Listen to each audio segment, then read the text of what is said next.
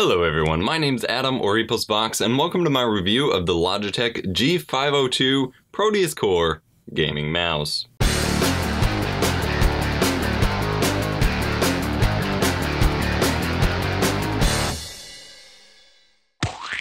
Now, I would like to send my huge thanks and apologies to Logitech for sending me this mouse probably 2 months ago now. I've never done a mouse review before, and I wanted to make sure I did the best job I could do, given that it's something that I haven't reviewed before. I didn't have pre-established review criteria, anything like that, and it took me a little while to get used to the mouse. But here's my review. Thanks to them for being patient with me, and hopefully you guys enjoy. Logitech's G series gaming products are usually pretty fantastic for general use gaming. I've reviewed their G13 advanced game board, their G430 surround sound headset, and I've used a couple of their keyboards and a lot of their G series products, and I'm usually pretty impressed. The Proteus Core gaming mouse is their attempt to move away from the the G blah blah blah numbering system for their products and actually have names for them. So while yes, it technically is the G502, it's also the Proteus Core, and they're wanting to move more towards the Proteus Core naming system instead of G502. Just makes it a little bit more user-friendly. The Proteus Core features a number of firsts for gaming mice in general. It has a 12,000 DPI sensor on the mouse, and yes, that is over 9,000. It's over 9,000! What? 9,000? But that's just insane. The last mouse that I was using for gaming was a 5600 DPI mouse, the Cyborg Rad 5. And I know they've gone a little bit higher than that, but nothing's hit 12,000 before. So that's a first. It's even got surface customization tuning. That was terrible phrasing for that. It's got surface tuning for the laser sensor, so that basically any mouse, it's got preset profiles for specific mouse pads that they have in the software, but then you can make your own profile. Just spin your mouse in a figure 8 over the mouse pad, and it picks up all the nuances of your mouse pad, and you have the laser a bit more fine-tuned for your mouse pad, which is great for me. I was having a lot of trouble with my previous gaming mice and even just a regular desktop mouse, having trouble with certain areas on my mouse pad reflecting off and just sending, aiming up all over the place. It was ridiculous. So that feature is actually pretty cool. Jumping right into the build quality. Again, Logitech's G products generally have amazing build quality, and the Proteus Core gaming mouse is absolutely no exception. Made of some pretty rugged plastic, just like most gaming products. It also has a light rubberish coating around most of it that provides just a perfect amount of comfort and grip. The crevice where your thumb goes actually has a much thicker textured rubber surface for really good gripping, and the rest is just covered with a very comfortable material. Unlike a lot of gaming mice nowadays, it's actually about the size and general shape of your standard desktop mice. I have an old Logitech and Microsoft desktop mouse, and both of them are about the size and shape of this one. This one's just more, ergonomically curved and cut out to fit your hand a bit better. That being said, that also means it's still a bit on the small side, though not as small as my Rat 5.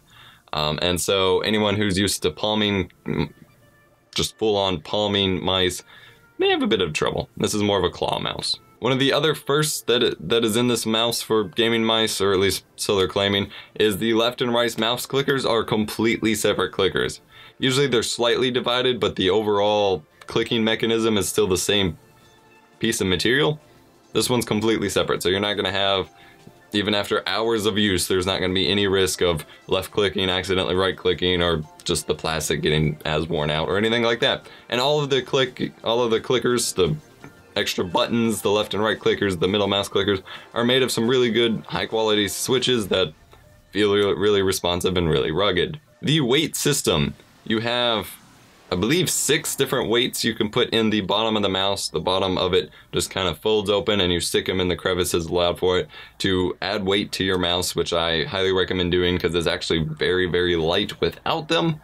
And the weights are, of course, just little metal. They're really high quality, and the clasp, the back at the bottom of the mouse that folds open to keep them in there is actually feels really good too. I was really worried about that. I was thinking if you have a door that opens on the bottom of your mouse to put weights in, open it enough times, and I play with it enough that I've opened it way too many times, it's just gonna fall off, and then you're gonna be, every time you pick up your mouse, oh look, the bottom fell out, and then you can't use it, and you gotta, it's got a really strong magnet, it's got good clips on it. I like it. The mouse on the top features a blue Logitech G logo glowing on it. I've had this mouse on for hours upon hours now. Like I said, I've had the mouse for about 2 months and it hasn't even started to fade, which is pretty impressive. They're old G series keyboards that I used. I had a couple different ones. After a while, the lights started to fade, and so far this one's staying pretty bright.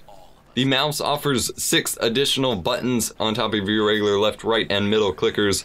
That are typically assigned to specific purposes, but you can customize them to your liking. That is what people usually call the sniper button on your thumb, which by default lowers the DPI to however much you set. I have it set to the lowest setting, so you go from 12,000 DPI to 200 DPI for really precise clicking. Then you have your typically left and right or back and forward browser buttons.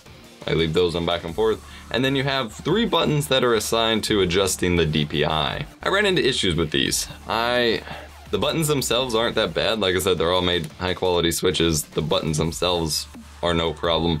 But I would accidentally hit them while gaming and completely, you know, jump my DPI from 12,000 to whatever and back and forth, and I just couldn't do them, so I had to turn them off.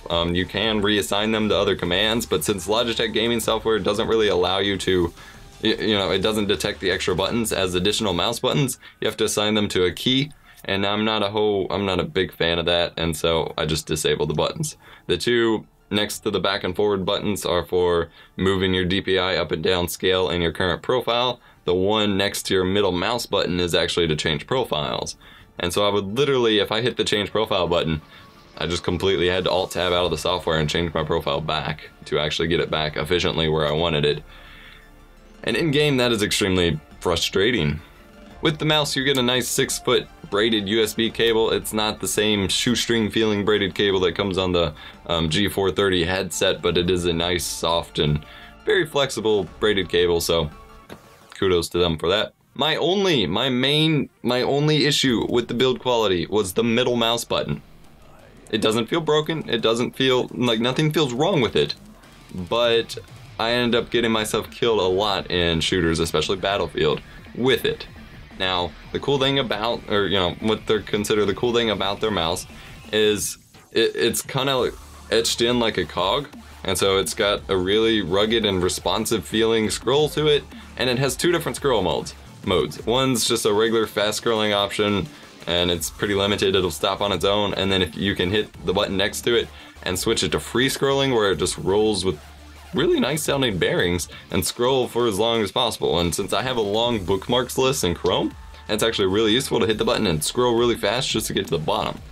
However, the middle mouse button, every time I hit it pretty much, it scrolls one direction or the other. So I'll be running around in Battlefield and go to throw a grenade at someone, and it'll start to throw the grenade, switch weapons on me, and then I'm just standing looking at someone, and I get killed.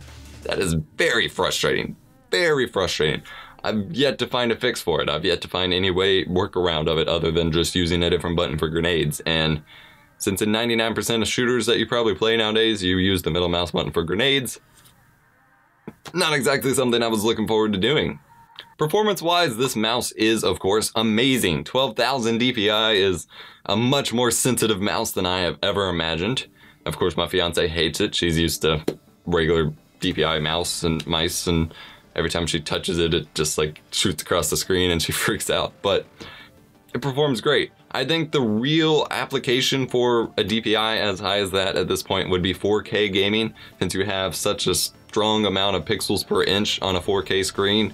I think a 12,000 DPI mouse, such as this one, specifically this one, would absolutely be amazing for 4K gaming. I don't have a 4K screen myself. I've been working on getting a hold of one for review, although that's a tad difficult, of course. But as soon as I do, that's certainly going to be something I test. I imagine it's going to be fantastic. It's already great on 1080p, but I just feel like it'd make 4K ideal. The 12,000 DPI did of course take a long time to get used to, especially since the mouse that I was previously using was less than half of that DPI. However, once you get used to it, it's awesome. In shooters, it is just fantastic. Turn down your sensitivity pretty much down to 0, use the 12,000 DPI, and it just performs really well. However, I do have issues when I'm trying to do precise movements or clicks or anything, such as working in Photoshop, and I've tried just using the sniper button to slow it down, and that just throws me off more. And I've had it for 2 months and I can't entirely get used to it for that kind of thing, but I honestly don't know that you will, again, outside of a 4K screen. So take it or leave it.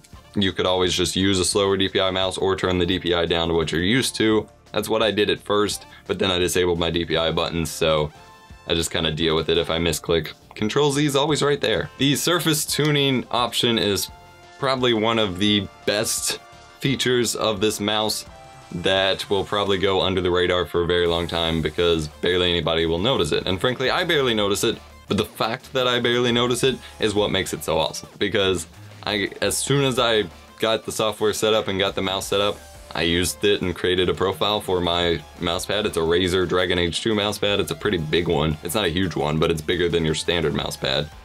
And I had a lot of issues on my Rat 5 where in the lighter areas of the color on it, the laser would like reflect up, I assume, and I would have issues with my view jumping all over the place in shooters. So I made a profile, did the figure 8 across it for my mousepad.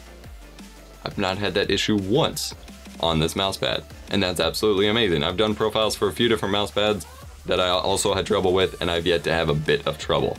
That is just the greatest feature in the world to me, and one that barely anybody may use, but well worth it. And of course you can use this for other surfaces as well. If you just need to use it on your desk or on just about any surface, you can create a profile for it and it will adjust the laser accordingly, which makes it awesome.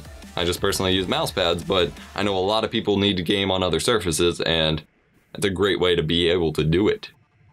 Looking through all the specs and everything I have to say about it, I can confidently say the Logitech G502 Proteus Core gaming mouse is the most technologically superior mouse on the market at the moment, at least gaming mice wise, especially for general use. 12,000 DPI sensor, customizable surface tuning, back button, sniper button, 12,000 DPI! It's a great mouse. It's comfortable, it feels good. However, it took me so long to get used to it that I spent most of my time with it really wanting to go back to my Rat 5. That being said, I'm used to it now, and I will not return to my Rat 5. I will probably stick with this mouse until I get another one. I am used to it now, but it's something that may take you quite a while to get used to and appreciate. It is, like I said, I can confidently say it's the best gaming mouse available right now, and it will honestly only become more useful as 4K and higher resolution displays become more common. So if you think you're going that route in the future, or you just want a future-proof gaming mouse, go for it. I highly recommend it.